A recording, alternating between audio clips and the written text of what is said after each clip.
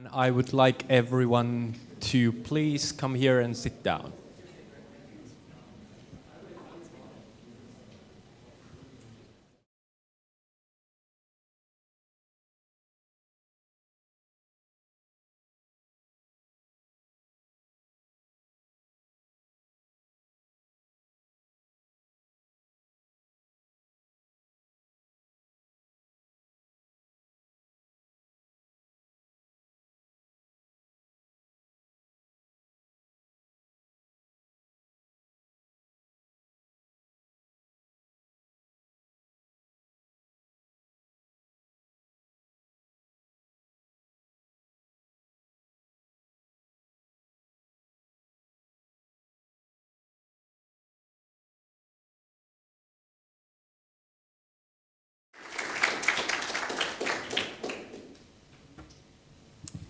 All right, hello everybody. My name is Laine, and I'm going to be talking very briefly about experience-driven documentation and artistic creation as part of live-action role play. This talk and the paper, or the working paper I wrote for this seminar is partly based, quite heavily based on my work for my master's thesis that I completed for Aalto University earlier this spring. As part of that endeavor, I also created an artistic part for my Master of Arts thesis, a fictional documentary that was filmed during a live-action role-playing game. And what I'm going to do is very briefly introduce you to what the topic actually means, some of the weird or slightly vague terms. After that, talk very shortly about documenting LARP, and then about artistic creation as part of play, also very briefly. And then look at some conclusions that I found. And if we start with looking at the topic itself, experience-driven documentation, artistic creation as part of live-action role-play. There are some terms that might be, or are super vague, but I want to just tell you what I mean by these certain terms. First off, experience-driven documentation, what does that mean? Well, it means, in this case, documentation that is born through intrinsic LARP experiences. It could be also other experiences, but in this case, it's focused on LARP. So this, instead of documentation that is fueled by, let's say, outside photographers or write-ups that are being done after a LARP has ended. But this experience-driven documentation means stuff that comes out of actual LARPing itself. And then artistic creation. Well, that can mean anything, almost anything. But here I mean specifically creative efforts that produce some sort of artworks. And especially interesting are those artworks that are lasting. So LARPs themselves are definitely part of artistic creation, but they don't last. They are ephemeral and they end when they end, and we can't access them after that. So these are kind of, this is the framework for what I have been working on. So then, if we look at documenting LARP, we do know that documenting LARP is important. This has been said numerous times before me. But we also know that it is very complicated. And this has also been studied earlier. We know that LARP is very complicated for documentation purposes, especially because, yes, it doesn't have a permanent output except for, or permanent physical output, let's put it that way. And it's also designed for subjective experiences, so all participants have their own personal experience about what LARP, what a particular LARP was like. It's also designed for an audience that isn't an outside audience, but it is a participating audience. And also all the participants are co-creators, so there's not one voice that can be documented, and we cannot say that if we document some one viewpoint, then that's kind of what the LARP was as a whole. And then, of course, there's also the question of what do we actually mean when we talk about LARP. and what do we want to document, what do we want to tell, and also to whom. And this is one of the most interesting questions for me personally. What do we want to say, and to who do we want to say it to? Because depending on our audiences and what we want to communicate to them, we need to approach documentation differently. Especially interesting, and in this context particularly, it is very interesting to look at subjective experiences, the player experiences, and the character experiences. Because as said here, these subjective player experiences are central to LARP. Without them, what would LARP be? A framework, a design, but nothing that has been lived. So therefore, we need to look at these experiences and kind of be interested in documenting them somehow. But it is very, very complicated to do. It might even be hard for us to communicate with other people who have been playing in the same LARP as us about our personal experience, and sometimes people aren't even that interested. It might be very boring to listen to someone's retelling of what my experience was about. But we still deem it very important for documentation purposes. And what has been also said previously, and what I've become a staunch believer in, is that artistic creation provides some sort of an outlet for character expression, and could therefore also be a very important part of LARP documentation. And what Jason Cox called the lived experience, because there are not many things that outlive the LARP, so to speak, but these artistic works that are created during or before LARP are such artifacts. And if we look at artistic creation as part of play, this is where my own experience comes heavily into play, where I played a documentary filmmaker and got to interview 16 characters in depth during a LARP. And my personal experience tells me that it did become a very integral part of my experience because, well, I didn't actually do much else. So I sat in a room and talked with people, or my character did. But it also gave me the opportunity to express my character's professional side. It also gave me as a player the opportunity to engage with other characters in a very intimate way. It made it very personal, and I got to be a part of their stories and to hear everything about their lives. They were sort of, let's say, therapy sessions. And this image here is also from the same LARP, Viimeiset, and it shows a couple of paintings that were made by a character in the game, Maikki Tervo, who was an aspiring artist and who then expressed themselves by painting a lot and destroying the paintings and painting again a lot. And these artworks are still exist and can actually be purchased, I think. And what I found was that this space where we create something in-game, in character, as it provides us a very particular space for expressing our characters, it kind of presents this crossroads or overlap of action and emotion where, because we express something through a physical action, it becomes kind of a key aspect, or it is kind of the key aspect of what LARPing is. We do things and we experience things at the same time, and this is why art and artworks that are created during LARPs are so interesting. And they also become inseparable from the moment when they were created, because, well, that's you make them, and that's when it happened, and you can't separate it from the experience that happened at that moment.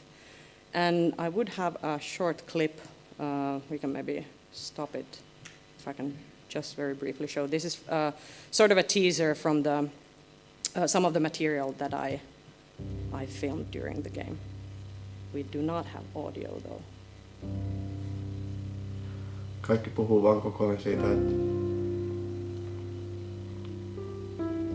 että joo, sit kun lumeet sulaa, niin pitää rempata toi portaat tosta ja sit pitää niinku tehdä tätä ja tuota. Rauhalla semmonen bucket list, on siellä pikku postit lappuja pitäisi.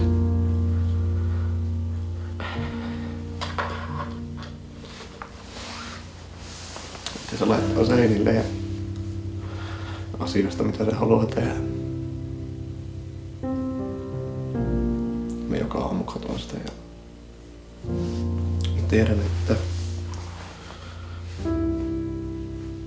mä en ole enää näkemässä suurin osa niistä.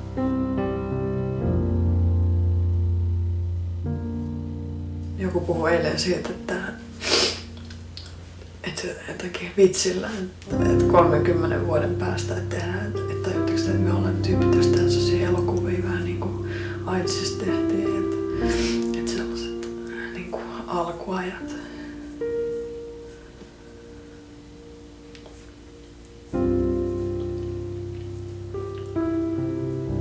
Se on niin vittu lohduton kela, että on katsomassa sellaista.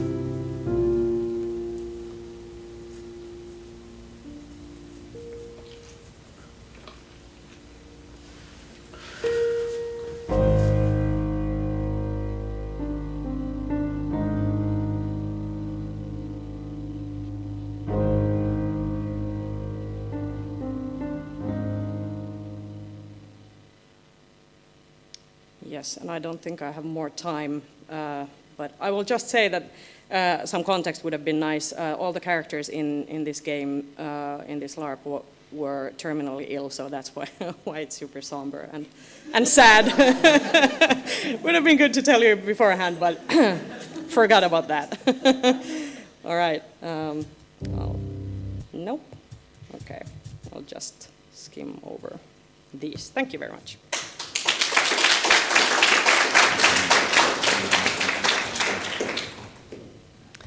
Thank you.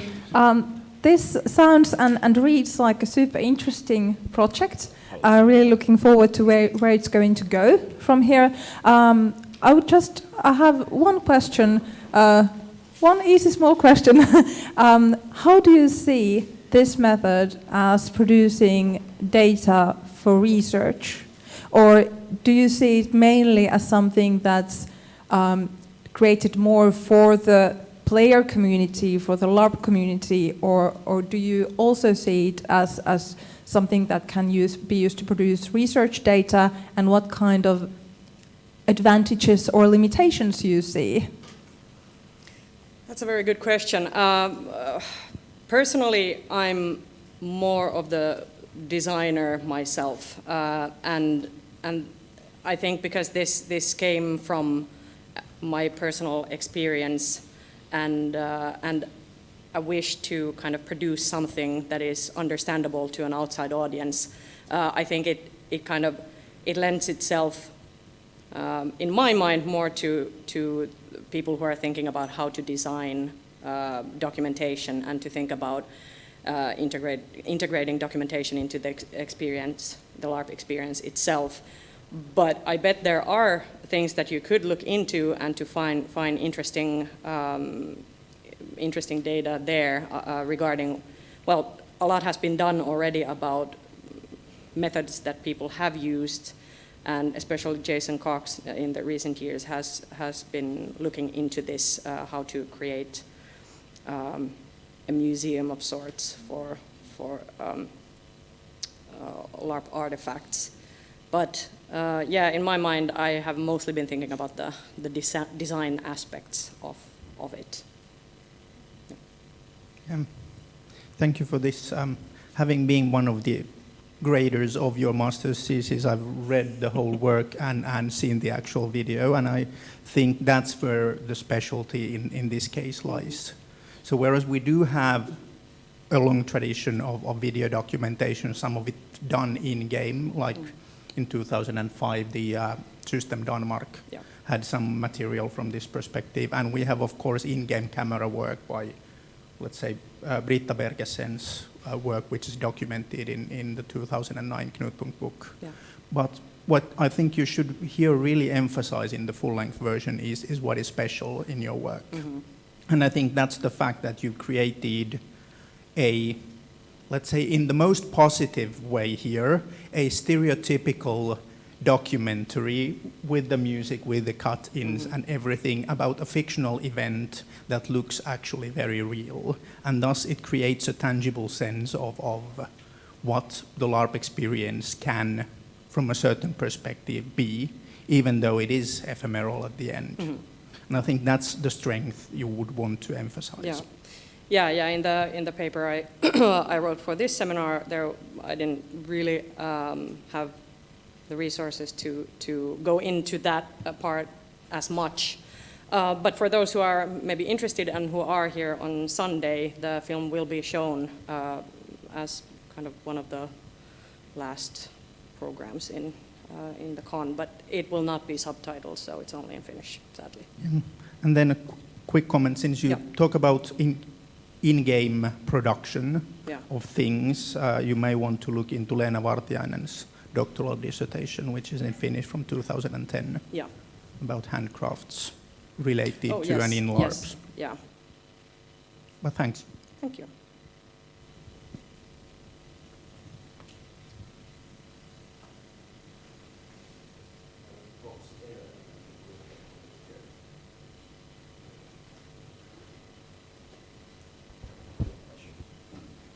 Thanks for a fantastic talk. I have two questions. Yeah. The first one is, what's for you the difference between documentary and research creation, or something like mockumentary? I was wondering if that would more go into this direction of mockumentary.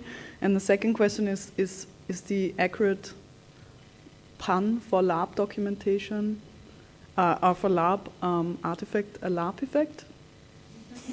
Yeah, probably, huh? So punny.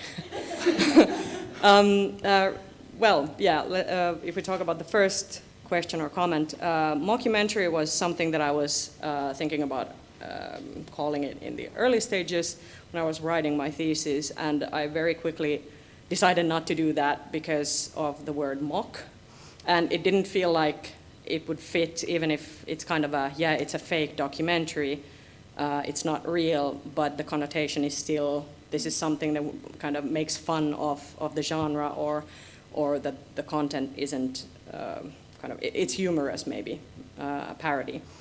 So I decided to call it a kind of a fake documentary, a fictional documentary instead, just to kind of to put emphasis on the fact that this is being very much approached in the sense, well, because I was playing a documentary filmmaker, and it didn't really, I don't know if I would be a documentary filmmaker, or when I have done documentaries in like previously.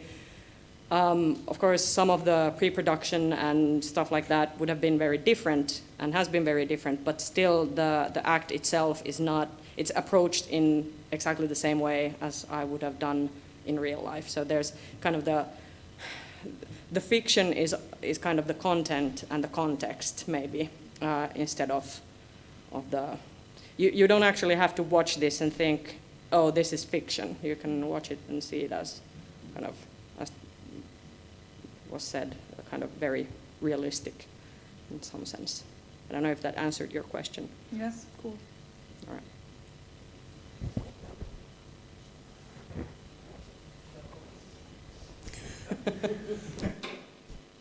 Hello, I'm Markus from. I think it's interesting when we started LARP documentation, like, I don't know, 15, 20 years ago. The first goal was to share learnings with other LARP makers, and that's why people started writing texts.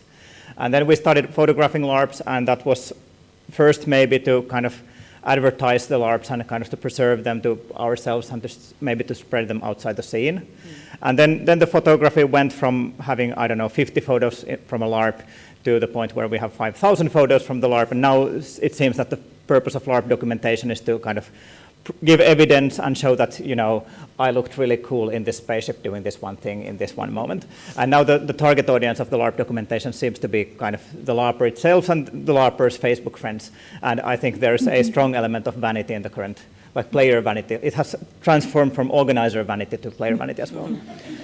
So when we are at this kind of, how did you characterize it? Was it performance or experience-driven documentation? How would you see the target audience and function of this kind of documentation? Like, who is it for? Is it my suspicion? It might be for the documenter themselves, or how would you characterize this? That's a very important question and something to think about when you start designing the documentation itself. I think because it's obvious that different audiences require different types of documents to understand the context. Or for me personally, what's kind of motivating is thinking about how to explain the value or show the value to people who haven't been part of the LARP itself, or have been but haven't been privy to your personal experience. So I think there are as many possible target audiences as we can imagine. But what we can, especially when doing this documentary, me and Maju Tarpila, who was the facilitator and the game master designer for this LARP, started specifically to think about what can you produce during a LARP for outside audiences. And for me personally, it also became a thing about, well, if, for example, we would need to show a potential financier something about LARP. It's very hard to communicate to them. Well, we go and we pretend to be dying, and you know, how do you? It's not very kind of media sexy to just explain it in those terms, and it might not be understood yet. So to be able to show something that is actually part of the LARP experience, not only to explain in some terms, this is what we did, this is how it looked like for example, design documentation often does, or here is me in a cool costume, but to kind of show some sort of trace of what actually happened in the game and happened in a kind of non-narrative way. Or in a narrative way. In specific cases, you of course need to weave a narrative that serves that specific audience. So it's kind of a broad question. I think it can serve many different audiences, and in the case of this documentary, the version that I created is, for example, not very well tailored to the players community or to the players of that LARP, because it focuses on 3 characters, or one specifically becomes the main character because you have to kind of weave a narrative out of it somehow, and it might be very disappointing to many of the participants that, oh, I'm not really a big player in this whole thing. Thank you. I guess I agree with like we seem to be in the point where the more we document, the more upset the people are who didn't get documented. So more photos there are, the more unhappy I am when I wasn't in any of them. Yeah. But then, I mean, if you want, you could do both. Definitely. Yeah, definitely. Yeah. I think Jaakko had. Yeah. Hey. Hello. I have 3 comments. One thing is sort of when looking at predecessors or things to sort of discuss this with. I think you might want to look at Panopticon, yes. Where people created art or ad campaigns during the LARP. I think that's relevant. And another thing is the White Road. The White Road, sort of 6 people pretended to be road knights in Denmark, and they took photos and documented that thing with photos. But what happened afterwards was that one of the LARPers was so interested in the culture that they had portrayed that she went back and lived with the actual road knights and created a documentary about that. So it's not at all what you did, but it is, I think, an interesting parallel you might want to look in. I think the Nordic LARP book will give you pointers to both of these sources. Yeah.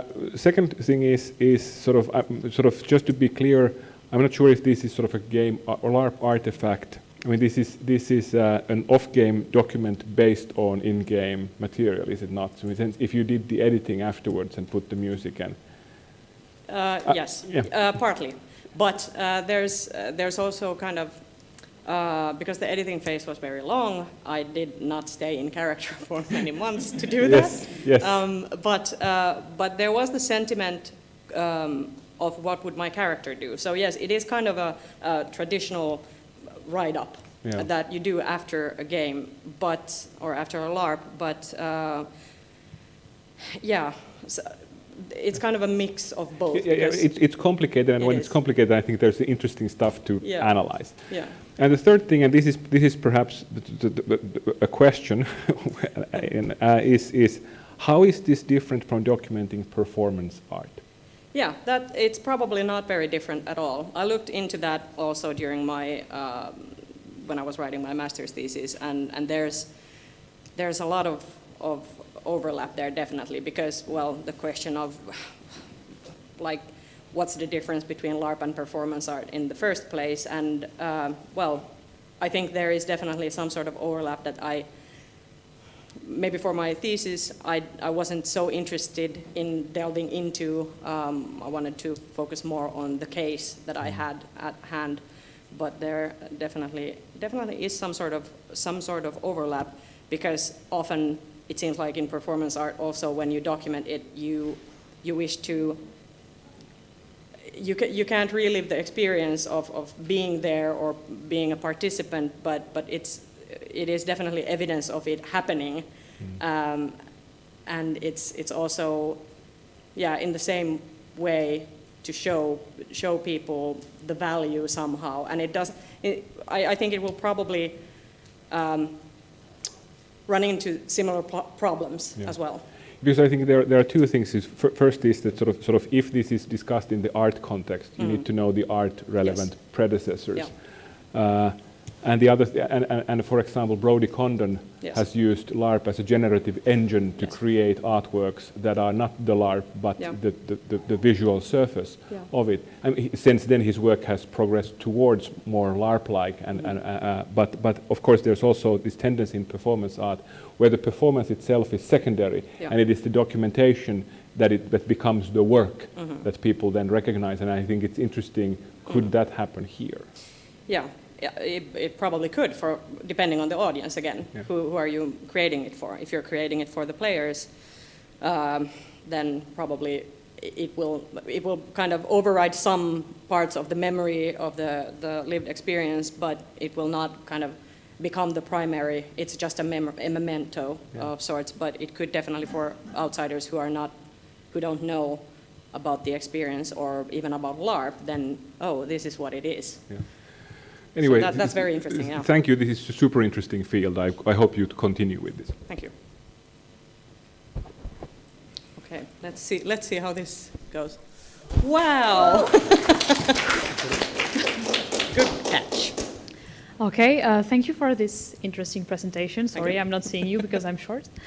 I was wondering whether you could observe any effects of your filming on the players, because we already see that in LARPs with when people are there taking photos, it produces effects on how we perform. Because even if we tell ourselves that LARP is not about performance, it is sort of about performance. So this documenting that you're doing in-game must affect the performance of the players who come to you. And so do you have any insight about these effects, or how you took them into account in your documentation?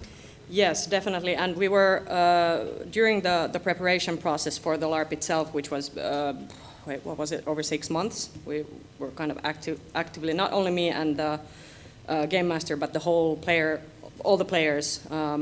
We were discussing very early on the fact that everybody has to be willing to take part in this, and there has to be a sort of mechanic for them to opt out of the filming, like them as a player, but not their character, because I could go around and harass them with the camera, and that would be interesting, but not if the players feel unsafe.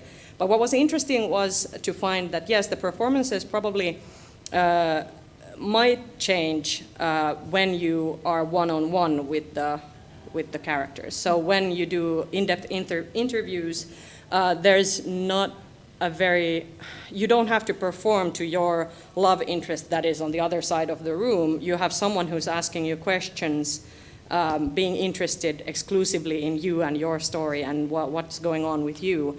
And then it becomes, or I found that it became very subtle. It was in the LARP itself throughout pretty subtle, but it became even more subtle and camera friendly, let's say so, when you kind of give the space to the LARPer to not have to compete for the attention. So it's more of an intimate performance, something that is closer to what may be felt as character, you think, or something more... in a way, it is less about performing because you have less people to perform to. Maybe, yeah. Okay, probably. Thank you. This is a fascinating topic, but I am afraid I have to cut off the discussion at this point. Thank you, Laine. And next we'll have Sabine Harrer with Mythologies of Race and maybe Gender in Ascension, Dawn of the Champions. More race than gender, I'm afraid. Yes.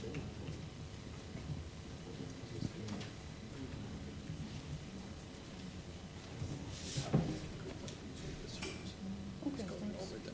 It's okay.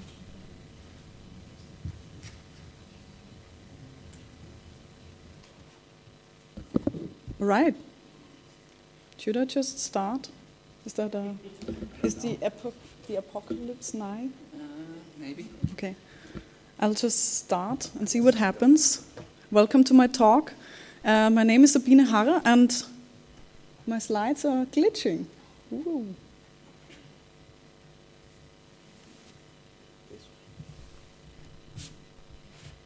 Seems to be. Okay, let's try this. And I'm a postdoctoral researcher at the Center of Excellence in Game Culture Studies in Tampere University. And today I'm presenting a paper on mythologies of race in the game Ascension, Dawn of Champions. As a prologue to my paper, this is kind of what my take on mythologies is inspired by.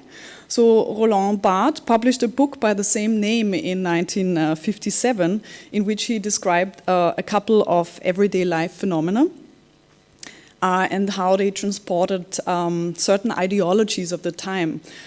These were anything from red wine in France to romance in movies. And one central point of the book was that mythologies are not necessarily consciously created, but they circulate through a common sense kind of feeling that's shared by a people.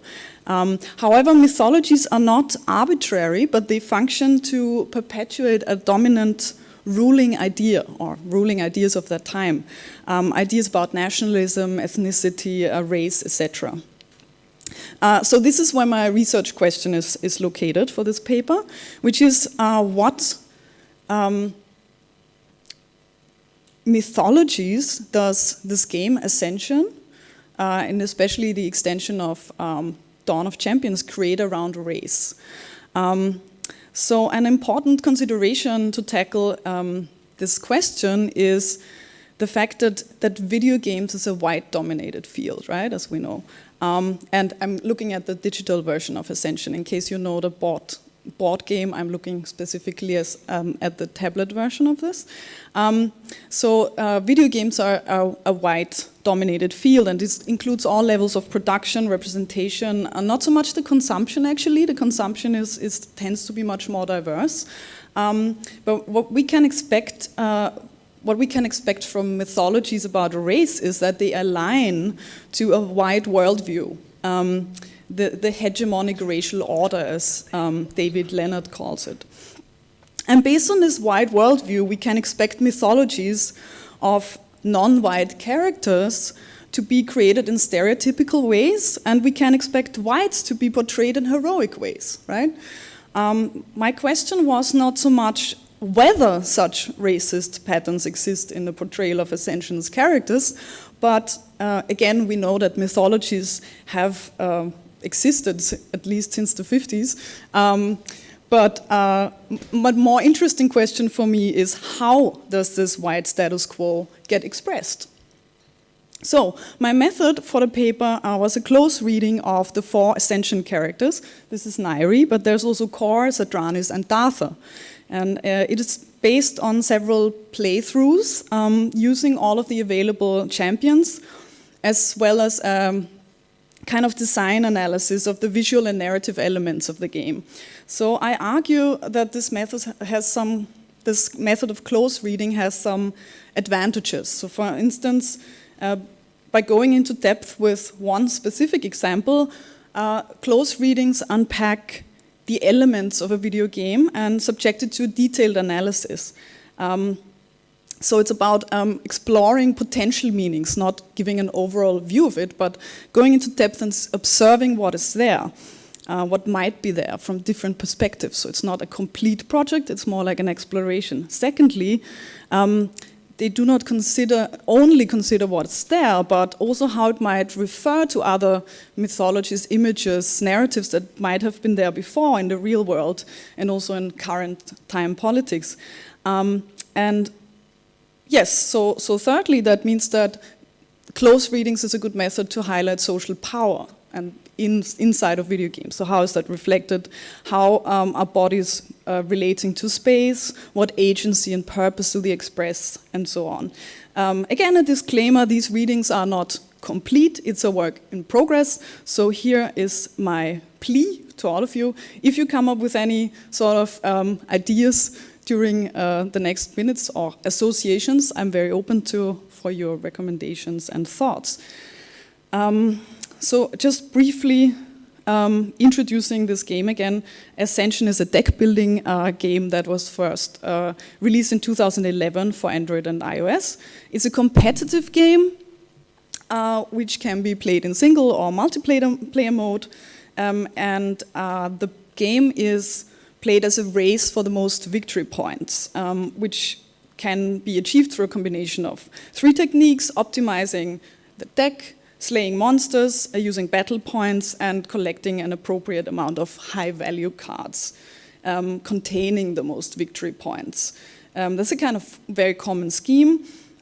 Hero cards in this game are important since they are kept in the deck and can be played repeatedly and discarded after each use. And for each of these champions, these 4 champions, there exists a hero card that is unique to the player. So what's also important is that most cards are affiliated with one of 4 factions, which are Lifebound, Mechana, Void, and Enlightened.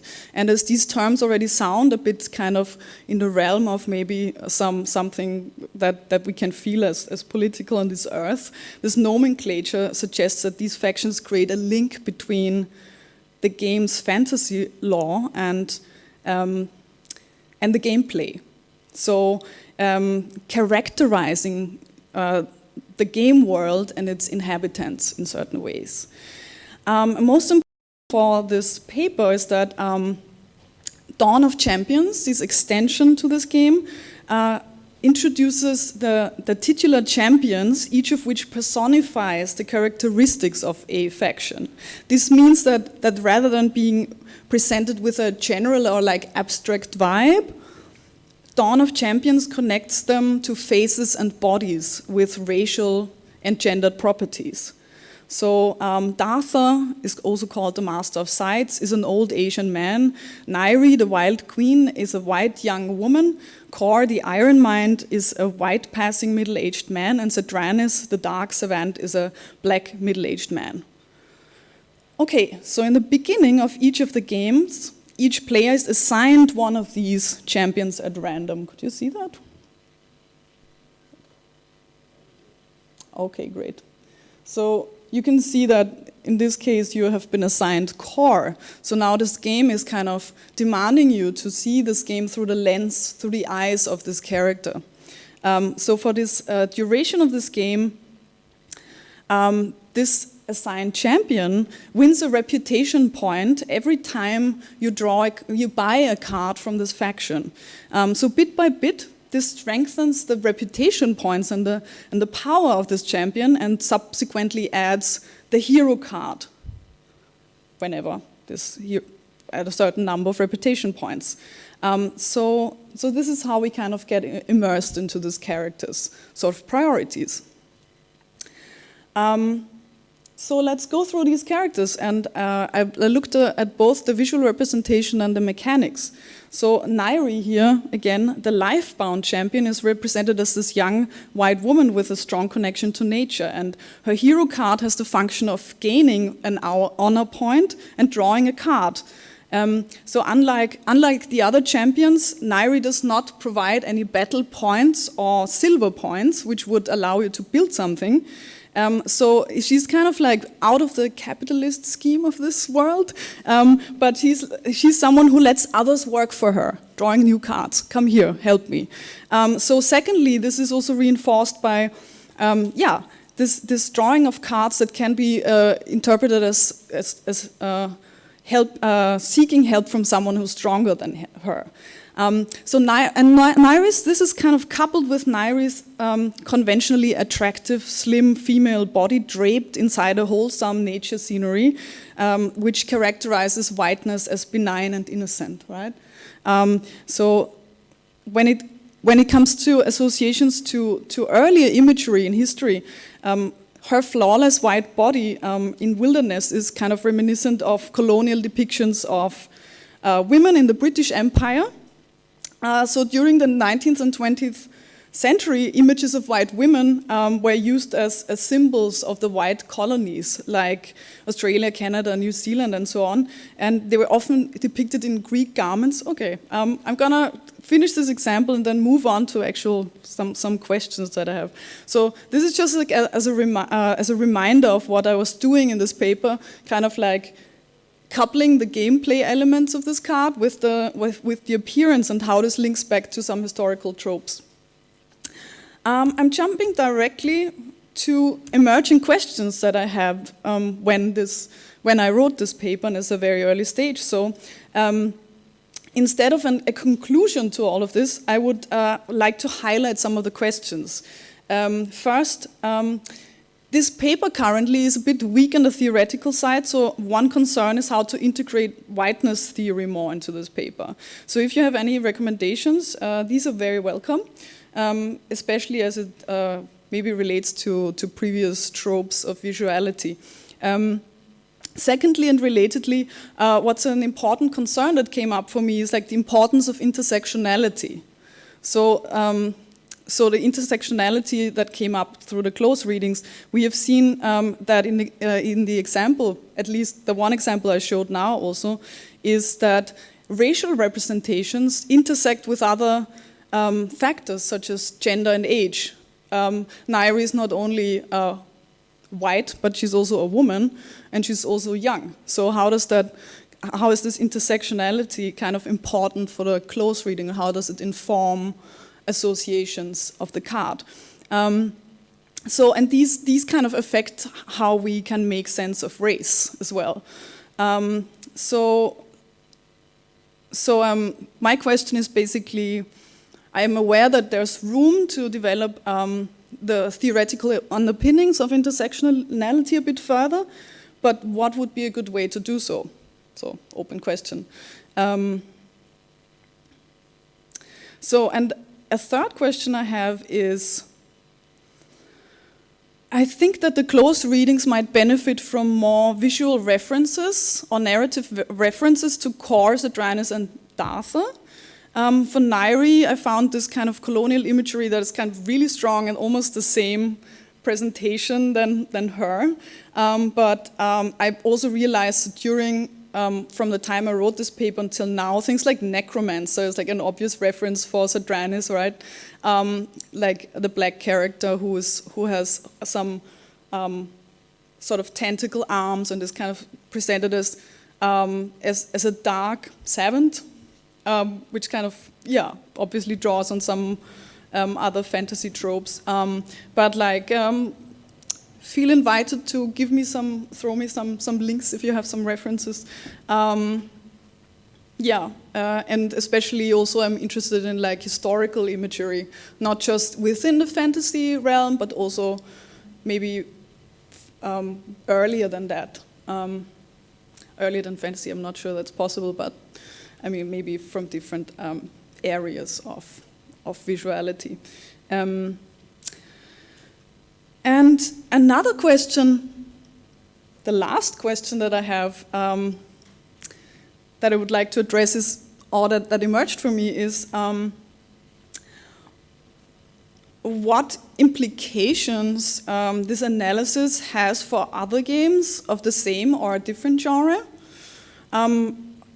So there's possibly, of course, some limitations to the close readings. It focuses on one text and spends time with it and elaborates on one particular example. But there might be room for cross-comparison with other games. And that's the state of my work right now. Thanks for listening, and thank you for your attention.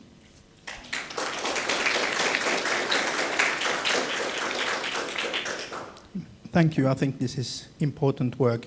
Can we go back to one of the slides with all of the characters there together? That's fine, thank you. Because I think, while this is a great and important work, I think there is a problem with your close reading. And it's that in some cases you're not going deep enough or offering enough variation. And in others you're sort of taking things a bit for granted or imposing your own expectations, to be honest. If we look at Laine, for instance, is this sort of, you're talking about, in a sense, a game's hegemonic whiteness, but you're treating it as monolithic whiteness. So we could interpret her, for example, from the perspective of being a representation of Druidism. So an indigenous white culture basically wiped out by white-on-white colonialization back in the day. And same way, sort of, you're treating her as weak, and I'm saying that you're actually treating her special ability as a weakness because of her gender. So if it were Gerald Butler standing there with other soldiers, it would be strength from camaraderie. But here she is obviously, because of body type and everything, weak because she relies on other cards.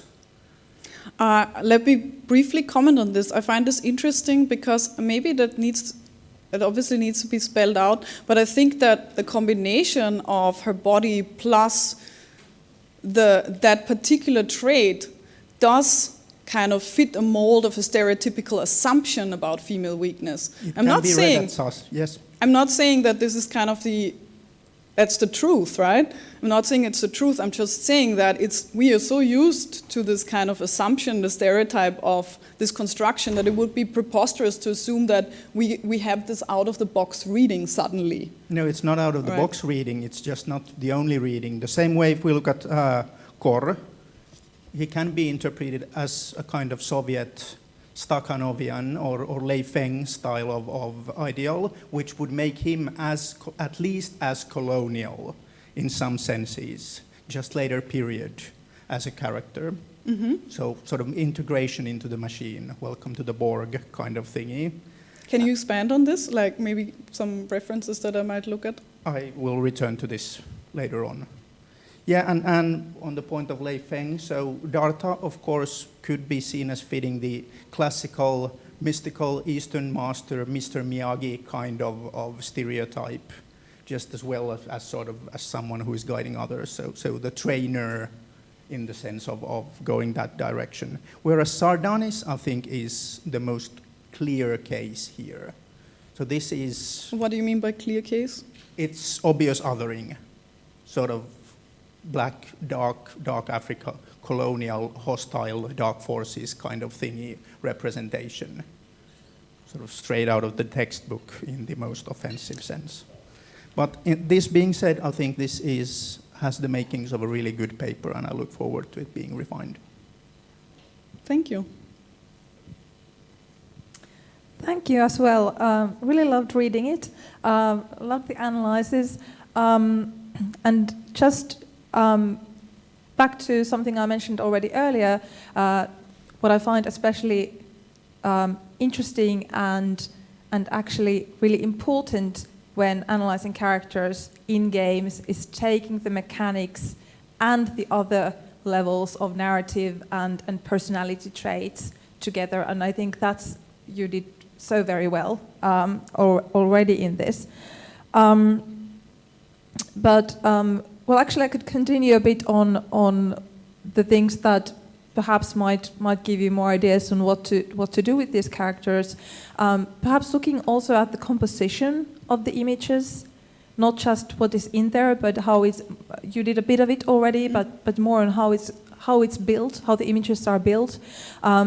I'm not an expert on that myself, but I'm sure you could find resources for that. Yeah. And when you look at, for example, the image of Larré, the way that the tree is positioned behind her makes it look like she has wings.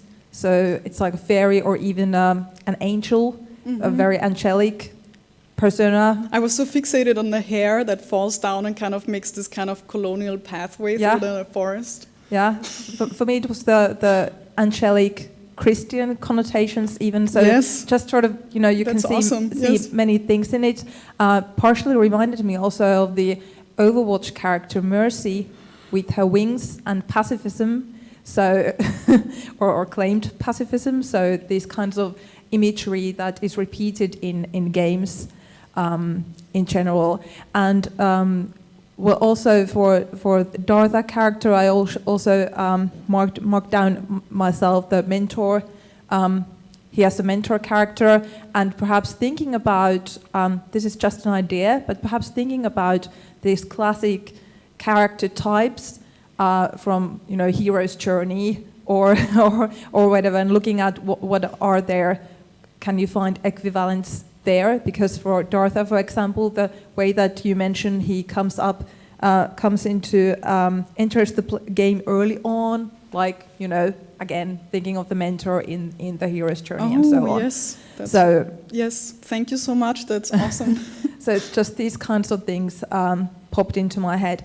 I really liked how you contextualized these things, especially you mentioned the white female as the diversity in tech industry. So there's this kind of contextualization to broader cultural, societal belief systems, cultures would be really. I would really love to read more of that.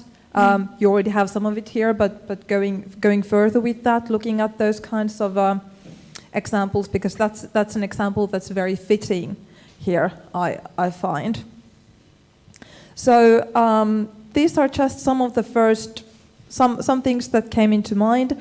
I was also interested in your method. I love the analysis, but how you describe your method. You describe it as close reading with design analysis of visual and narrative elements. So I was kind of curious what you mean by design analysis, because I was sort of, based on that, perhaps expecting a bit more of the designer perspective, but so maybe just thinking about.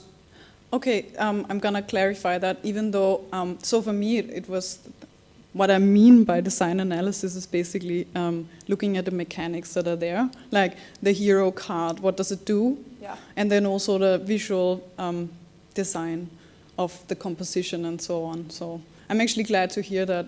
I should deepen that part, because as a game researcher, I feel always a bit guilty to look at the visual side, right? Perhaps, for example, comics research is something that might be helpful here, that deals with this kind of popular cultural texts, but looks at the imagery. So maybe from there you could find something more. And I was just thinking, why not call it close playing? Yeah. But I know there are different stances on how you feel about it, but on using that as a method. But yeah, and also maybe looking at who are excluded from the presentation, like the certain specific genders as the defaults. Yes, so, and this is actually where I forgot to mention that, but it's obviously the most important thing when talking about intersectionality, because the concept is kind of first coined by Kimberly Crenshaw is like about black women, right, in the legal system, and how they're being erased, and they're being erased again, and they're being erased all over the video games, right? And this is not an exception. So how important is that to mention, for instance? What is not there? I'm really glad you bring that up without me mentioning it. So it's kind of confirmed that it might have to go into the paper. Yeah, definitely. But thank you very much. Thank you.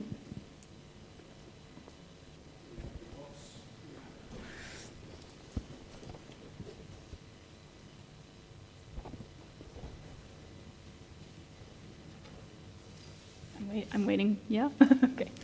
Thank you for your presentation. One of the so I was also thinking of Dartha, and have you considered maybe the Bodhisattva, the original Buddha? So where you have this story where he starts meditating in front of a tree and then actually becomes enlightened. He is of course some sort of a mentor, but at least then you have it like rooted in an historical and a religious perspective. Mm-hmm. Thanks. I wrote that down. Thank you. Thank you for the presentation. It was super interesting.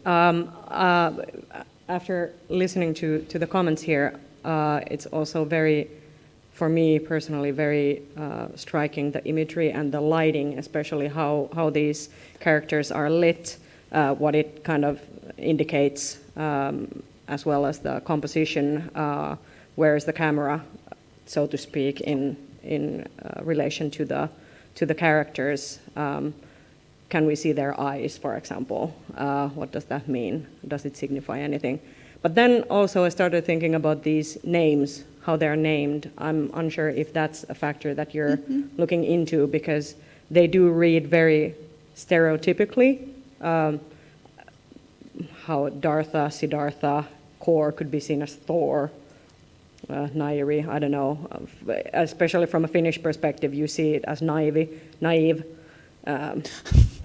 Awesome. So there's like, I don't think it's necessarily a coincidence, but I think that could also be a factor. It's interesting because for Kor, I thought that was maybe the most gender neutral name, but maybe not if you consider Thor, if that is very close to your kind of... Well, yeah, Sorry? that as well. Klingon name. A Klingon name? Yeah. But I think it's... Sorry, how could I miss that? But I think it's kind of combined with the imagery of the guy with the beard and a very strong physique and riding a dragon. Kind of, for me, it signified some sort of Norse mythology. So for you, it's a dragon? Well, yeah. Yep. Interesting.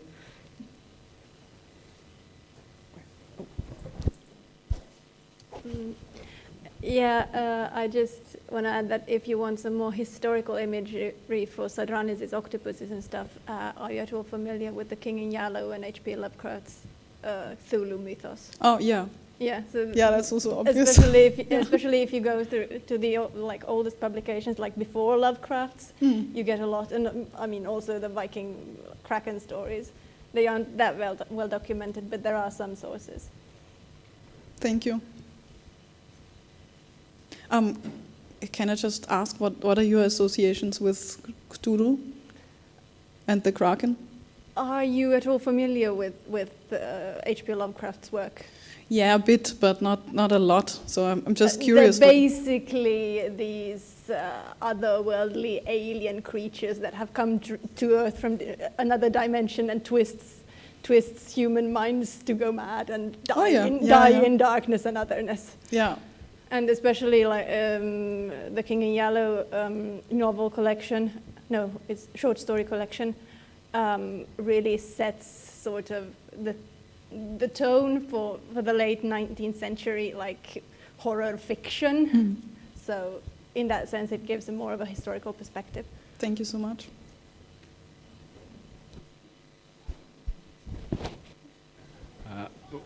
To me, the Nairi is Disney's Snow White, except even whiter. So it's even whiter Snow White. Oh, but Snow White had black hair. Yes, but this is with white hair. This is even whiter. It's also one thing I noted after going through the deck of all the life-bound characters. Nairi is the whitest of all the characters, so that also implies that when she gets some friends to help her, they're all darker than her. Okay. Are we out of time? Thank you Yes. so much for your comments Thank and you. questions.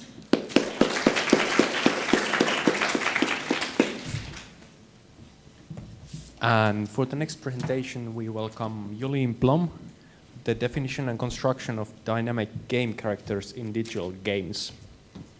It's just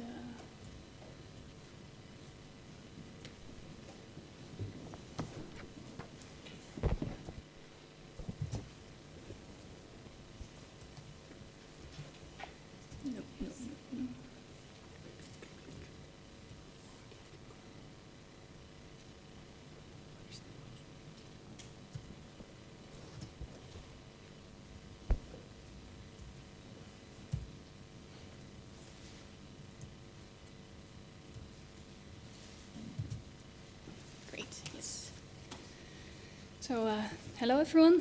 My name is Laine Blom, and I'm a PhD candidate at the IT University of Copenhagen.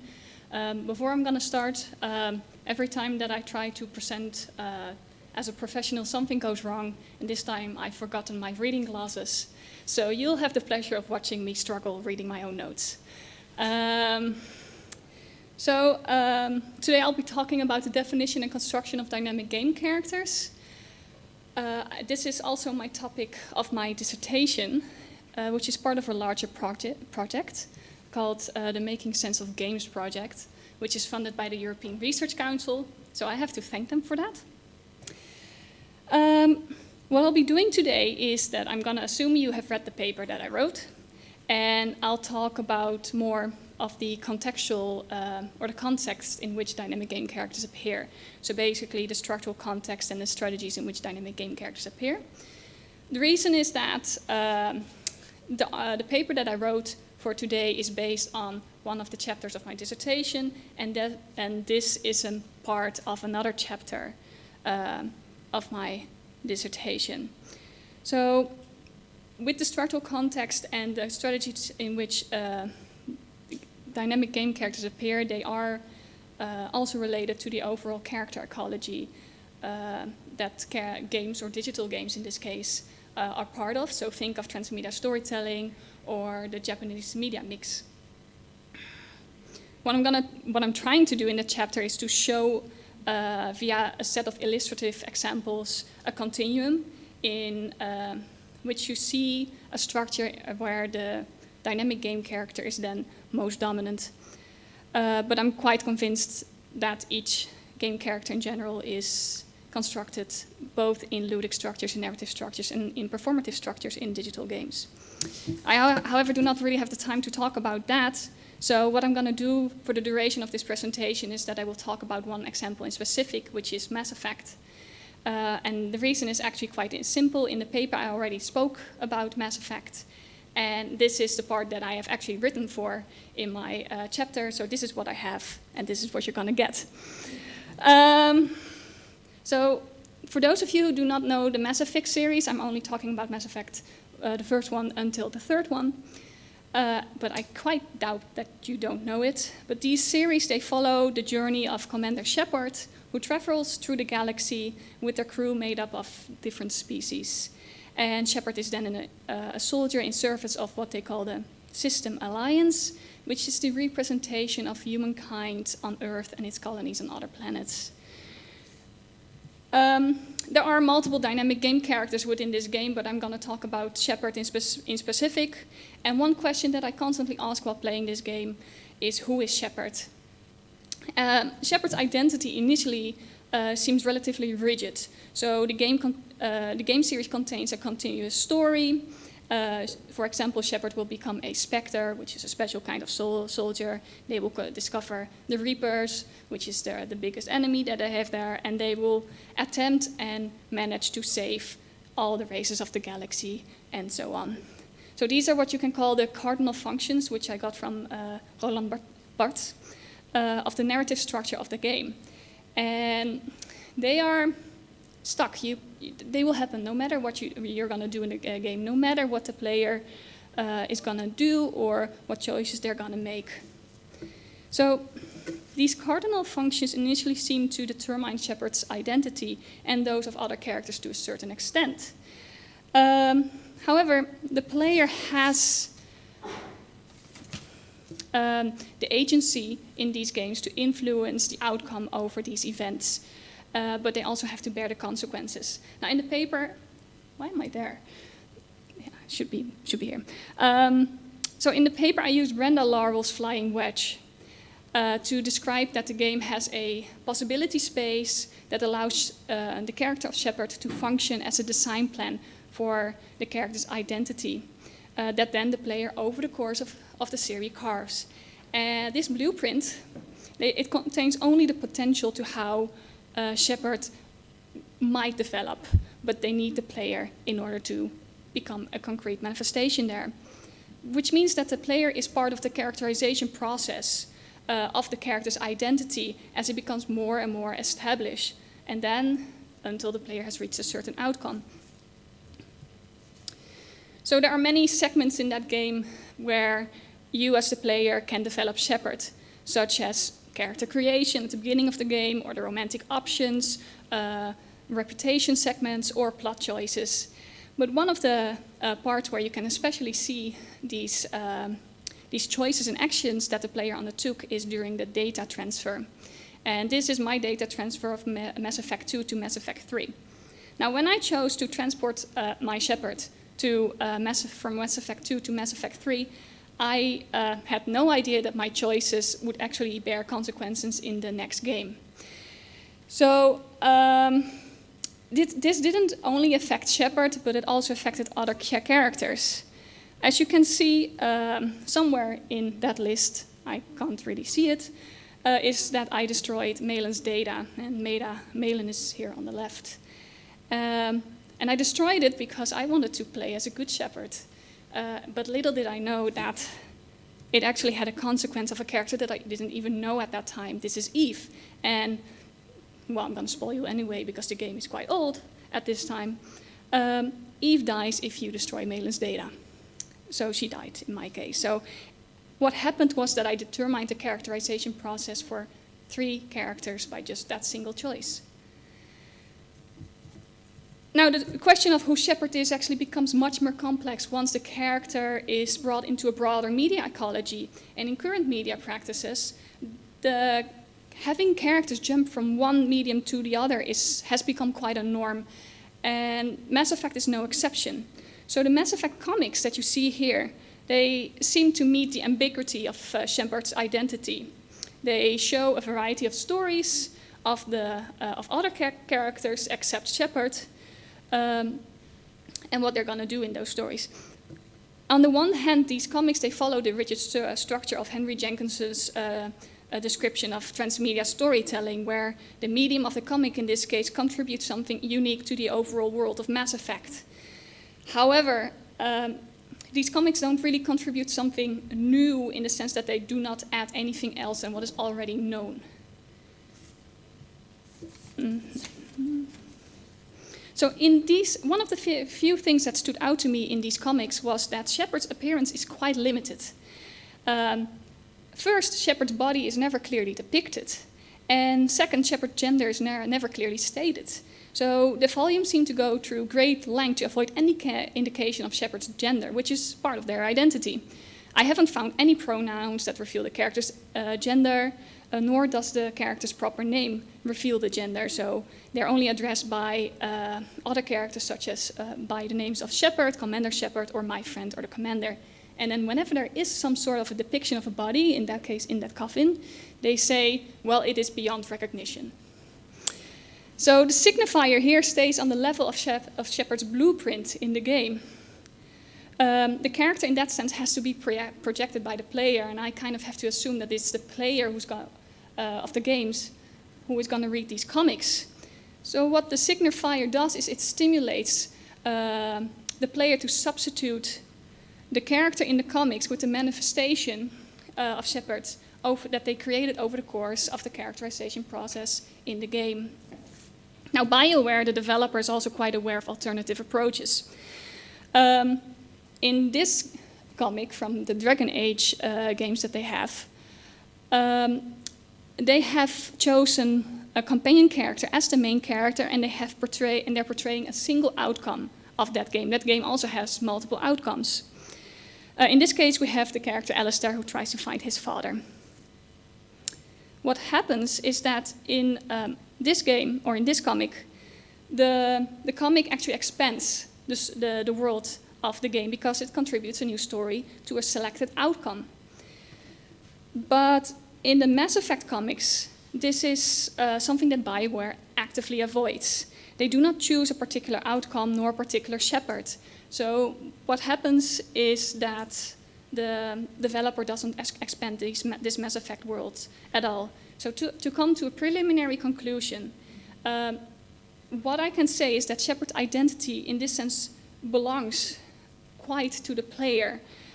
Its identity accelerates within a single work, and it's player dependent. I can talk about my Shepard, and if you've played the game, you can talk about your Shepard.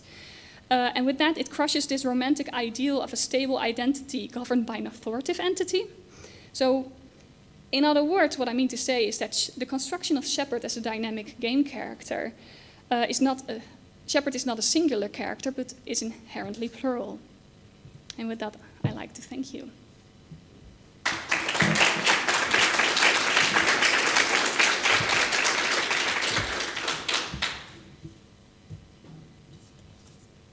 Thank you so much. I really look forward to this paper because this touches upon a lot of the research topics that I'm working with as well. So I would have loads of questions and comments. I'll try to limit myself. But first, I would actually like to continue on what you ended with. Isn't this always the case? So, yes and no. What is usually the case is that you see that this identity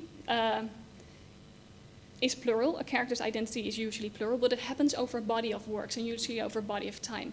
And what we see here is that it happens within a single work, where suddenly you see the developer or struggling with, now we actually have to choose which character is the canon, where usually that happens over multiple works. Like Sherlock is not one character, Sherlock is plural too, but we have multiple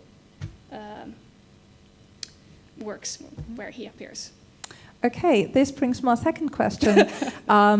So, do you consider a character something that is bound to these singular pieces of work and the pieces of work that are official?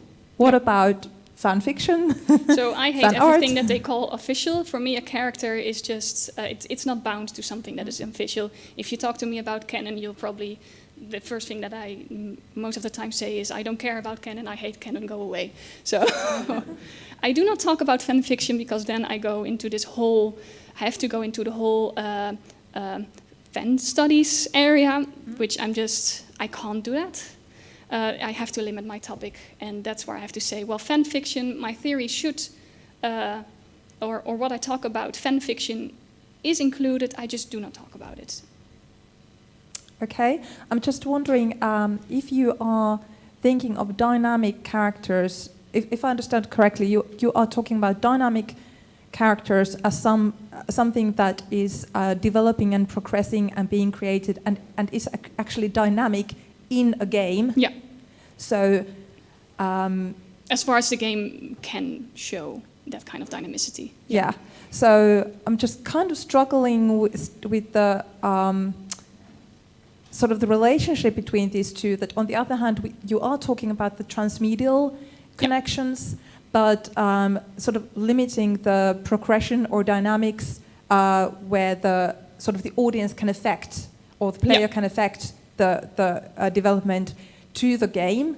When we can look at a lot of examples from popular culture where the character develops specifically in fan products and certain kinds of fanons or headcanons, individual fanons are what create the individual sort of understanding of the character.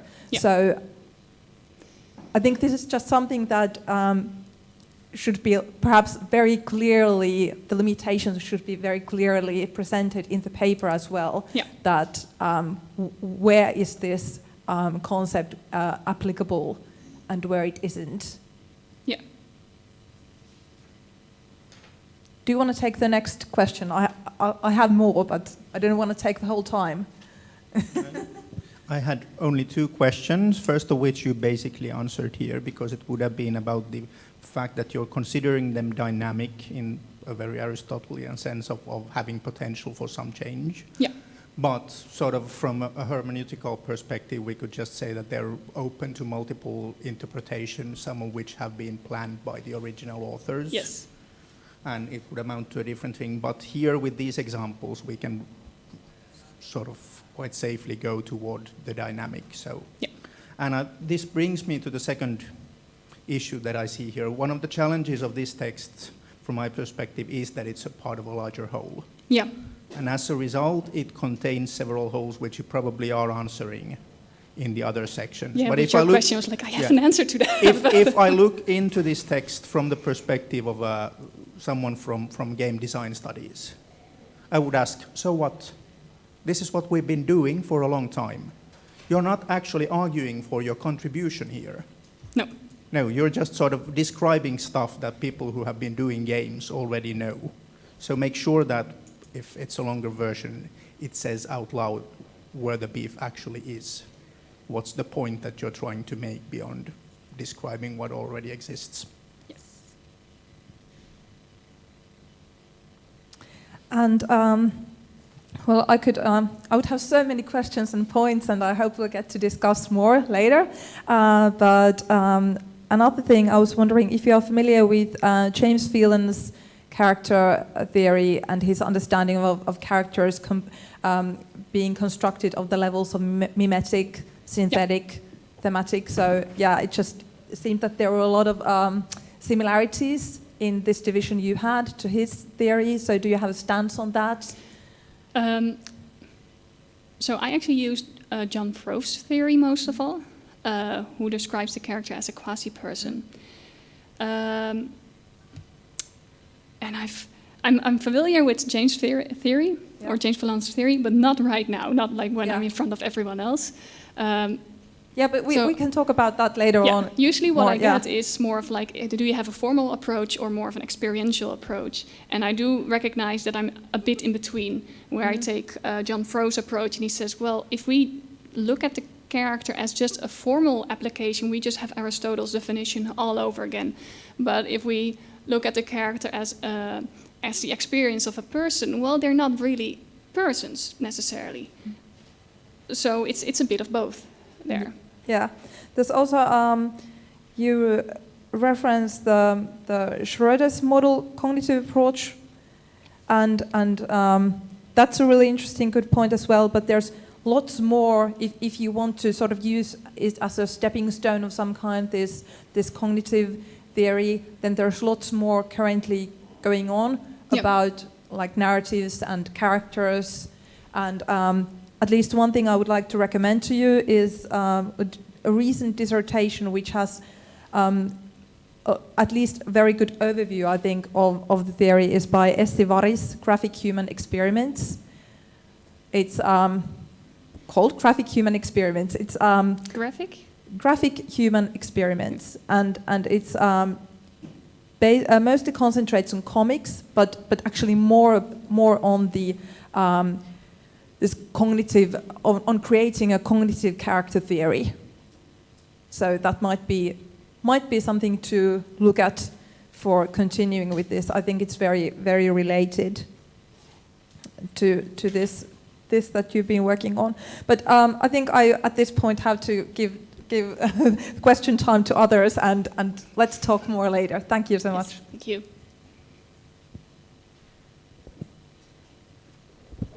Yeah, so I have a question and then a comment.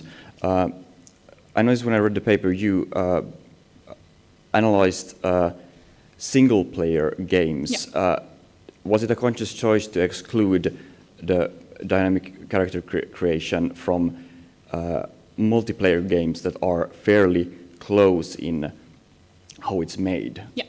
Is there some differences there, or the social aspect? Social aspects, or just how it differs between it's very close, but I mean. So I've made a conscious choice of not including multiplayer games, because then I would also have to deal with the social aspect between players, the role playing that might go on, the character as an avatar, the character as the representation of the player. Those are so many topics that I just had to limit my my corpus. Yeah, I figured. And then a comment regarding about this.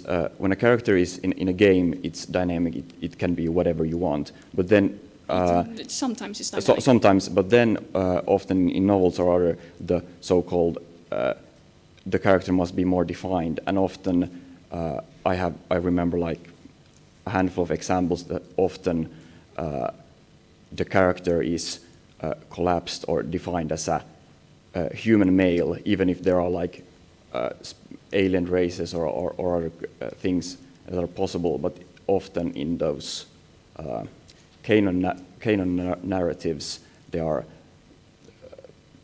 basically becomes male. Like there are examples like Revan from Knights of the Old Republic, and I think Neverwinter Night games. There's also, it could be any race, any D&D character. It's a human male and something. Is that a trend or anything like that you have noticed, or am I just imagining things? What is your question exactly? In dynamic games where you can... Dynamic games or dynamic game characters? The dynamic game characters where you can have many choices for how to create your character. Yeah. If the same lore is used in a book or media, yeah. It's often they have to make decisions yeah. on how the character is. Yeah. And often I've seen it's collapsed to be a male human, which is like a very small subset of all the possibilities the character could actually be.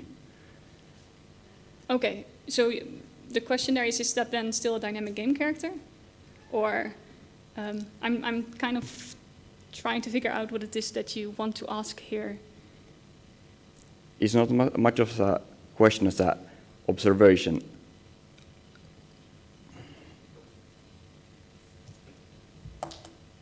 Okay, I don't know. Hi. Hi. I'm wondering in how far, because I mean we have looked at these covers of the box art of these Mass Effect games. Are these the original box art things? So I wonder in how far this is already kind of limiting the flexibility of what could be like a flexible character. So I'm wondering, like, in flexible characters or in dynamic characters, where are the ends to this dynamism? And that is also something that I actually wonder. So what I see are these struggles, right? So the moment you say, I have a dynamic game character, that in the game I can show that you have potential, that this character becomes something that the player wants. But then there are all these conventions that you kind of want to show to a potential player or to a potential reader, where they have to make a choice. And instead of, I don't really ask myself where's the limit, but how do developers try to get around this? And what the developer at least here does is that the cover with the women on the forefront is when you buy the game, the male is always the standard one that you first see, and then you can turn the cover and hey, it's a female. So that also already says something, right? Like, oh, maybe Shepard should be male, but I've only been playing Shepard as a female character, so... I always felt so kind of cheeky when choosing the female Fallout character. Oh yeah. Yes. and the thing is though that there's also never a non-binary option, right? No, unlike in the comics where this is a totally accepted reading. It's in the comics you'd be say like, well, you know, the signifier just stays there, so read it as you want. And while here you have only the male and female, and it seems that right now what you see in the game industry is that they kind of have accepted that you can be male or female, but if we have to choose one gender, we still go for the male. But never, I'm not saying never, but I haven't really come across non-binary, maybe The Sims 4.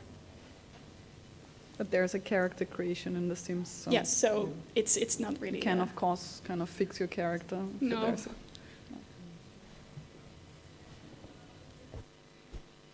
This might go into the kind of fan creation territory, so I'm not sure if it fits your thinking, but I read your paper, especially on the section about developing characters. You talk about Red Dead Redemption 2 and how you could have Arthur eat steak all game, and that kind of determines that he's a steak eater then. but that doesn't really have anything to do with character development in that game, except that you get health back or something like that. That doesn't really change anything like meaningful in the game. There's no development. Well, yes and no. So often what I get is, what about the vegan run in Breath of the Wild? That is meaningful, and yes, maybe for the player. But I would say I don't really talk about the player, and that's where I wanted to make sure that I really talk about what the game recognizes, not what the player recognizes as what is important to the character.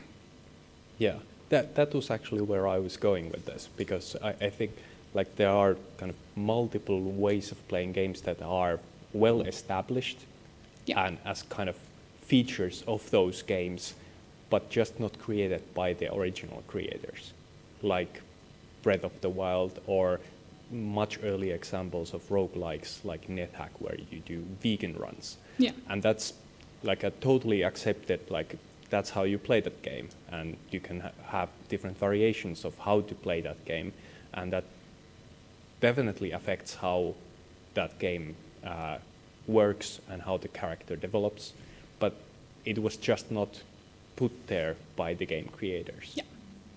So I'm not sure whether whether you're missing out on something if you just focus on what the game systems can kind of recognize.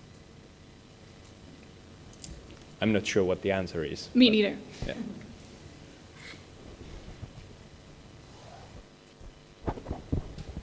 Hello. I was sort of interested in the thing you spoke about a moment ago about how video game companies still use the male avatar mostly in their marketing. Why is that? That's a good question that I wonder about myself as well. So what you see, well, for example, with E3, there is this. They have this depiction of the games that were recently showcased at E3, where they look at, so if you look at the player characters, what is the gender of the player characters, and then it turns out that 80% or something like 80% is then male. Then whenever it is something that is not male, it's either that you can choose male or female, and then it's still only a very small percentage female, and then even smaller where it's neither of all those three options. I might be wrong in the percentage there. But why I think it might still be that because of this idea that the game industry is dominated, or that games are mostly played by white men. Can I add something? Yes, please. I think that the statistics are the other way around. The other way around? Yeah, so most games are made by white men. Then that was the case. I don't have the percentage. The players are actually are super diverse. So yeah. On the consumer base, there's like a lot of diversity, more diversity that we have studied.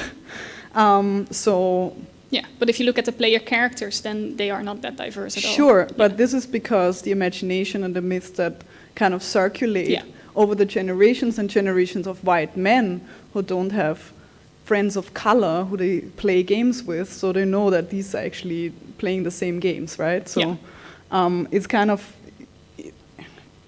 an obvious kind of misalignment between who makes games and who plays them. So. Yes. I think we have an answer there. Yeah, I think I have to cut the discussion here, and we have to move on. But let's thank Jolene.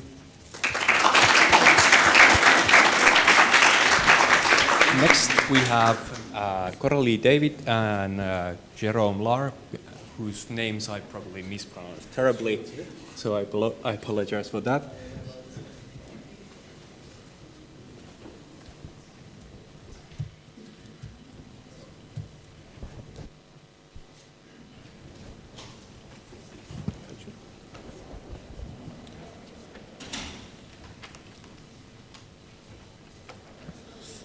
So let's start. I will try to be quick.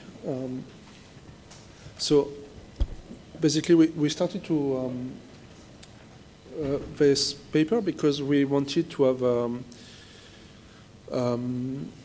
to go further to our previous works and to develop tools. We have this process called game staging, which is basically like you have something you want to do a game about, a role-playing game about.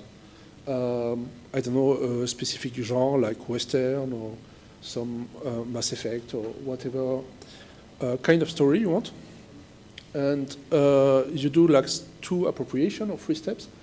First, you identify what are the diegetic components, or what if you want to do, I don't know, like Star Wars game, you start to understand what is Star Wars, what it makes it feel like.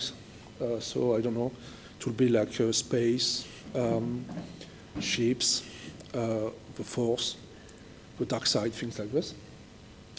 Then you make a game out of it, which sounds pretty obvious. And then player use the game you made to appropriate and make an experience, a game session.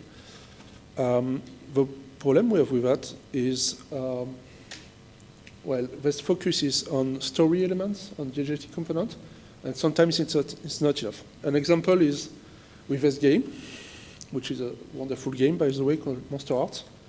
I don't know if people know this game here. It's a game where you play in high school. So it's it might be clear for everybody, but what is high school from movie like Twilight or Buffy the Vampire Slayer? The problem we had with this game is it's made for an North America, US high school. And as a French player, I have no idea what an US high school is. I mean, I have TV, I watch series, but there are many things inside I don't know. One example would be like guard officer with gun. It's more and more common in, I don't know if it's common in Finland, but it's getting more and more common in US. And in France, it's absolutely not possible. It's, from a cultural point of view, it's even when we had like a terrorist attack in school, in TV, we never see the armed people in school. And this kind of element might make a lot of story, a lot of games about, but we have no idea it could exist because it was not our culture. I put this Break High, I don't know if you know the series. Many players from our group were taking influence from this series. We thought it was like a good idea of what was an high school in US. Actually, it was an Australian series, to show you as much as we didn't know it.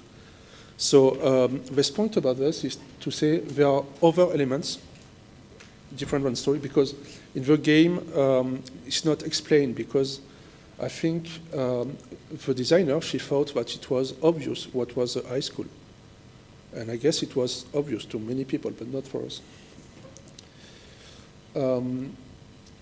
So the idea is we would like to test this cultural element, which might be like references, might be ideological, it might be religious, it doesn't matter.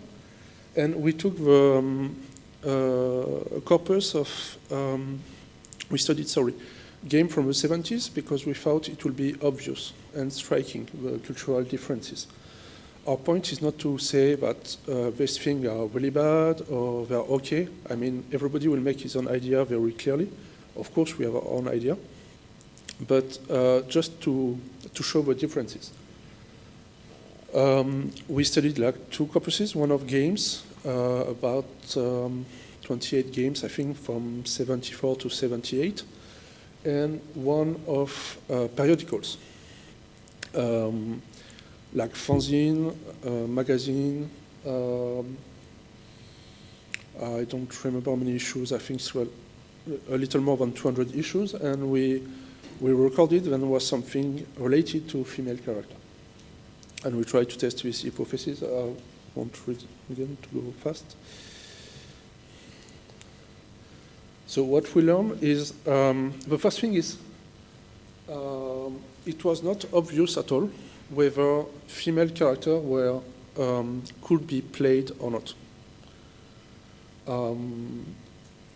I don't know here, but I think for most French games now, it's obvious that female character can be played. But from these games, we can see that only 12 out of 28 say it explicitly. And there are sometimes rules to make female character different from male character. Sometimes there is no difference. Like AD&D, Advanced Dungeons and Dragons, is very famous for a way to restrict strength of female character. Okay, the second word, I cannot say it, I cannot pronounce it, but they are not very clear, I would say. This morning we talked about a game called Once Upon a Time in the West. In this game, there's only one sentence which makes us know whether we can play female character or not. And this game has 3 booklets. It's in the third booklet, and it's a rule which says like, if a character is far from you, it can have information about your character, and for example, if it's male or female. That's the only time it's said in a book. There is a few other things though. There are some examples of character, which can be playable character or not playable character, I don't know, which are stats for historical historical people or Hollywood people, and some of them are female characters, so we can guess. Not clear is just books we couldn't, games we couldn't know actually from reading them if it was allowed or not.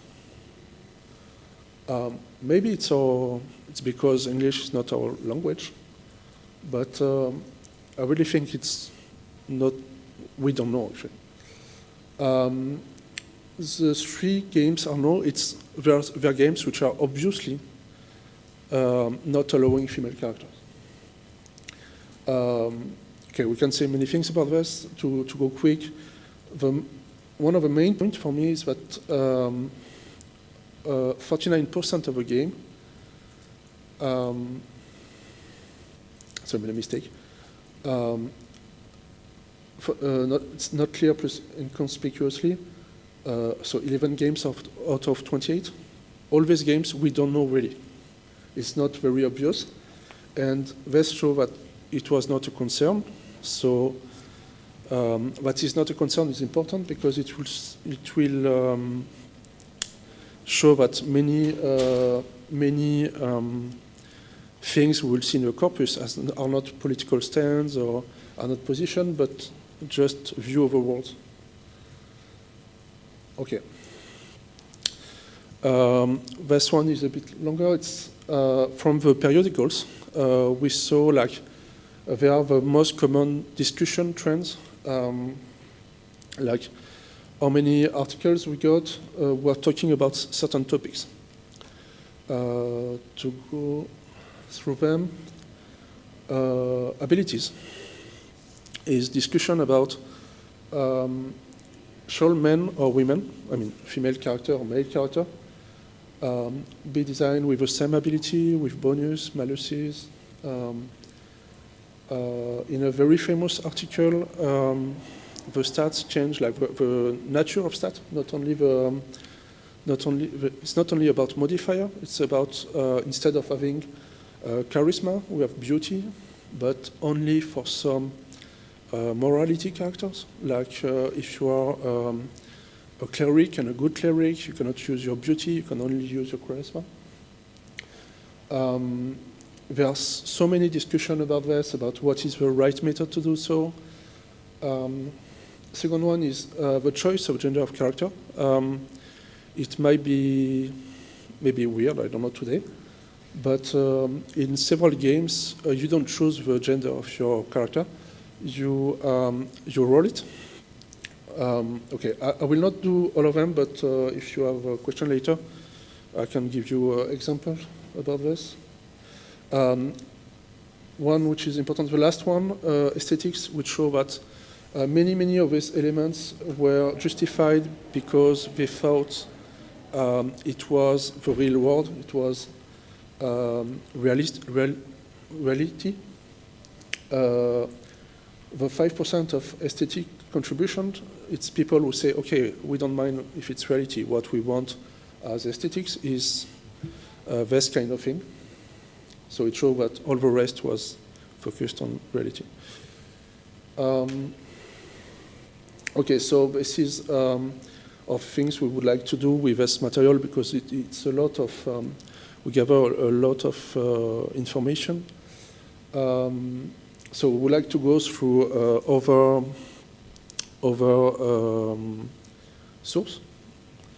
And this cultural element, we took only one small angle, which is the 70s, which is female character, but there are a lot of other clues for this kind of elements. And this is important for us for tools and procedural adaptation. So it's important for us to see what tool we can give to people to make game about this. Okay, it's done. Thank you.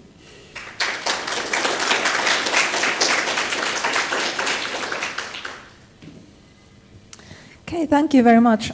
I really enjoyed the going through your findings on these materials, and in general, I think that this kind of historical research should be done more and more.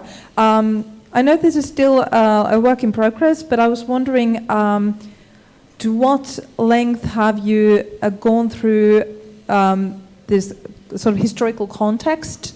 Because, or how much are you going to go into that? Because it seems to me that in order for you to somehow evaluate these assumptions or these rules and mentions of gender, you would need some kind of something to reflect on of the culture or media representations of gender of that era, or what is the direction you are going to with this? Right now we try not to go too much into this description of context, because we think several works did this already, but we will need to do it, at least to make the rest work. Just we'll try to keep it minimal, because the point is not really to discuss the context, but to show the difference and how it's striking. Yeah, I was actually thinking of your hypothesis here, the 4 hypotheses you have, and it just seems to me that in order for you to be able to even verify them or not, you would need to have the historical context in grasp pretty well, and sort of to convince the reader as well, because currently it's still sort of lacking that context and sort of meaning of these results at the same time. Yeah, thus we need to provide the context about this, yeah, definitely. Yeah, and another thing that's also related to this is the context of the data or the description of data. I know that at least some of these publications, the journals you mentioned, are published by game companies, but I think this would need a description of that material, like who are the publishers, who are the writers, what were the target audiences, and especially since one magazine in particular, the Alarmism Excursions, was so different from the rest of the data, it would be really good to know how you actually access the data. Is it really that different, or is it like what are the reasons behind it? Is it are the search tools different, or is the publisher somehow different from others, or those kinds of things, because it would help interpret and understand these results. At first we wanted to put some information about how how many of his writers was working for different periodicals at the same times, and we can find the same name on several of them. And so that's one thing. The second thing is we wanted to show how one article in one periodical created another article in one periodical, and then thousands of.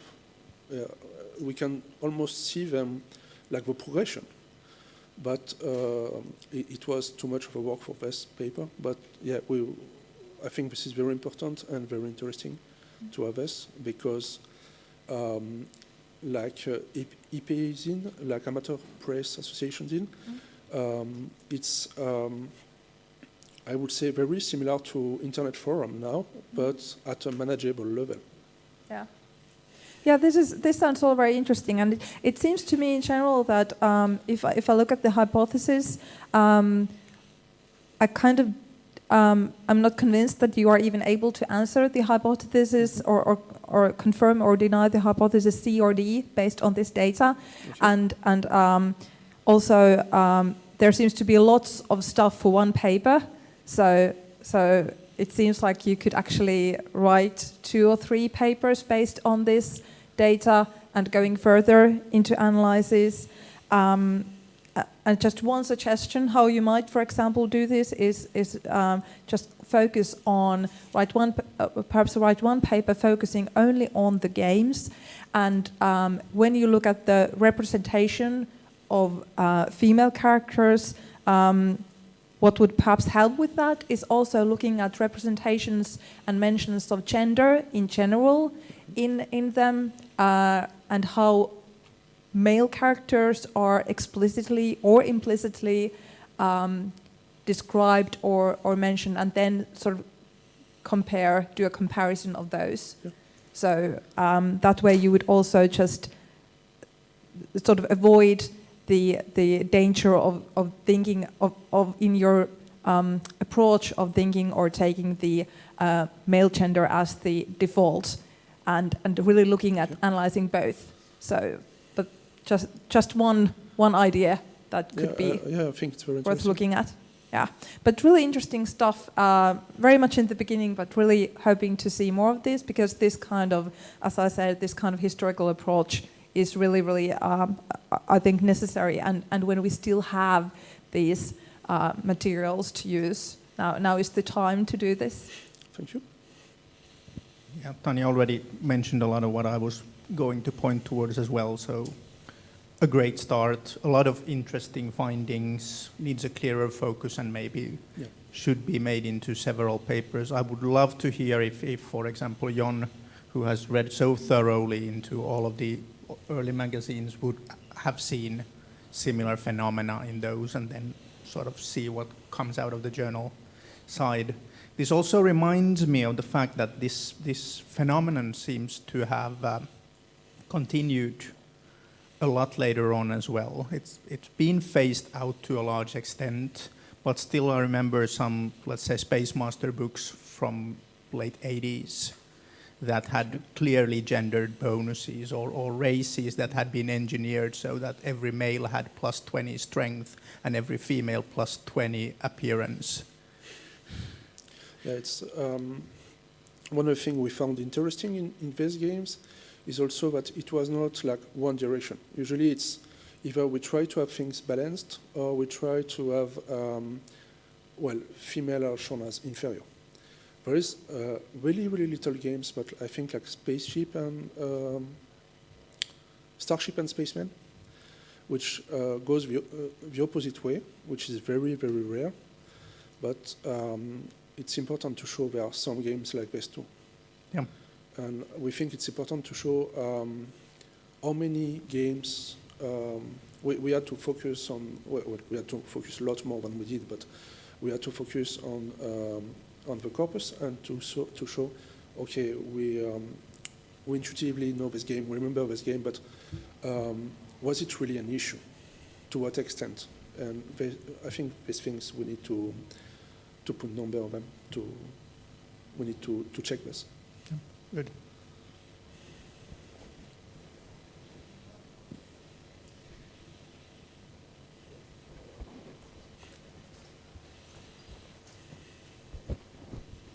Hi. I think I'll somewhat echo the previous comments on that. You have a great set of, like, a great corpus of data, and so maybe the first point of what you have there might not be the most. Sorry, am I not? Oh, sorry.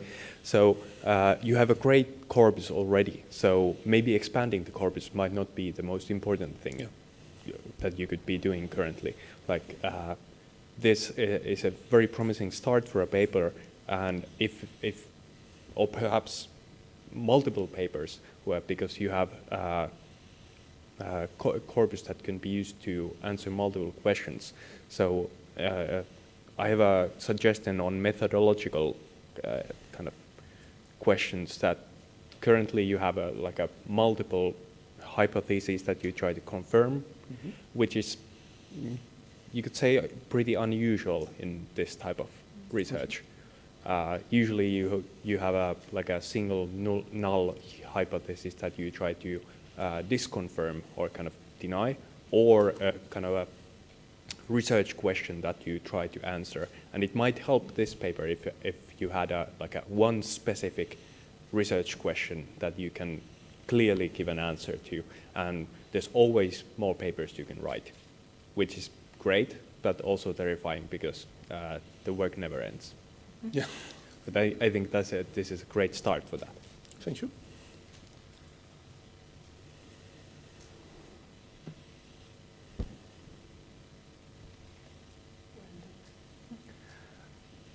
I'm probably not going to throw this at random at people, so. So if we don't have any more questions, go in once, go in twice. So in that case, we should thank the last presenter for the excellent presentation.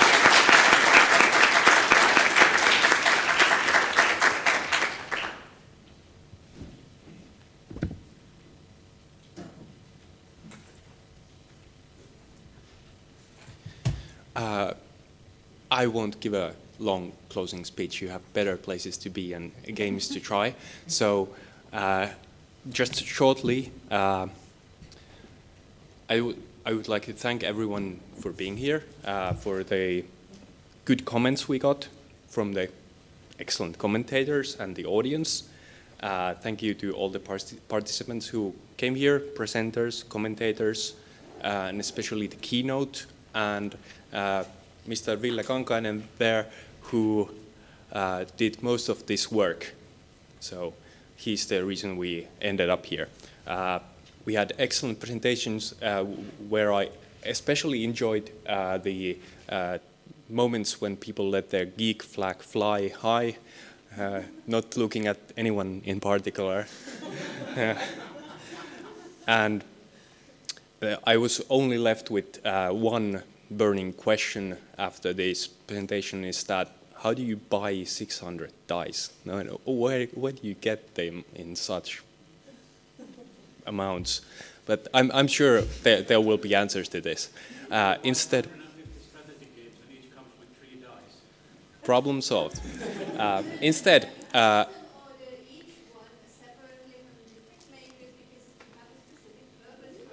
I see there are different approaches. But as closing comments, I'd like to ask Tuomas Harviainen to say a few words about the collaboration with simulation and gaming and where we're going with that. Thank you, everyone.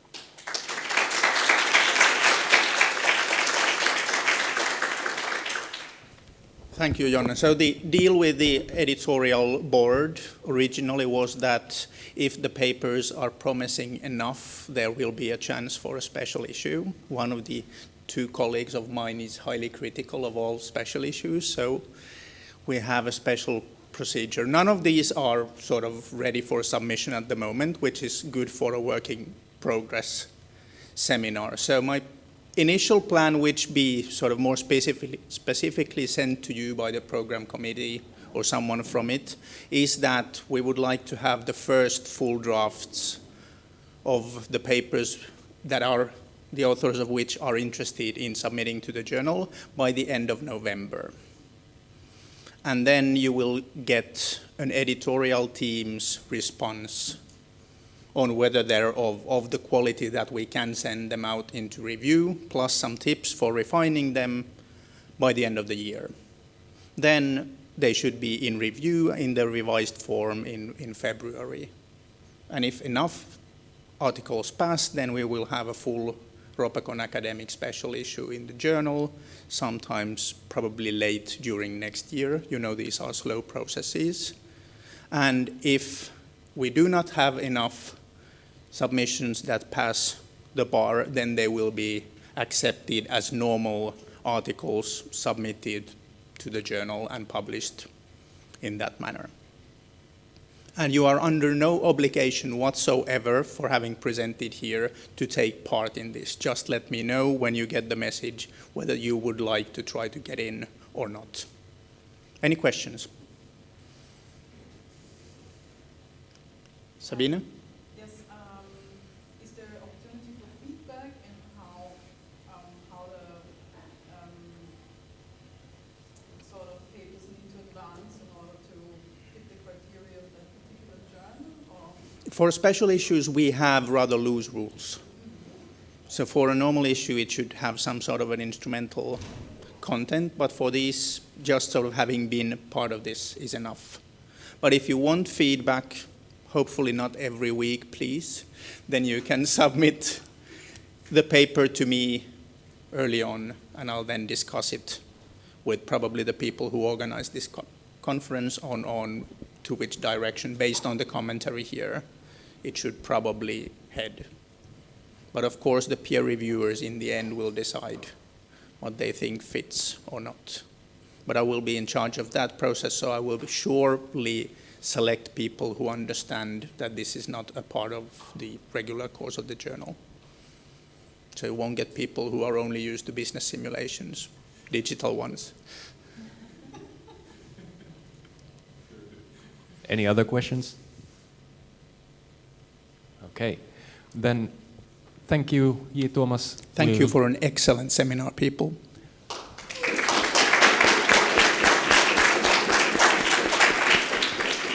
I hope everyone has a fun Ropecon.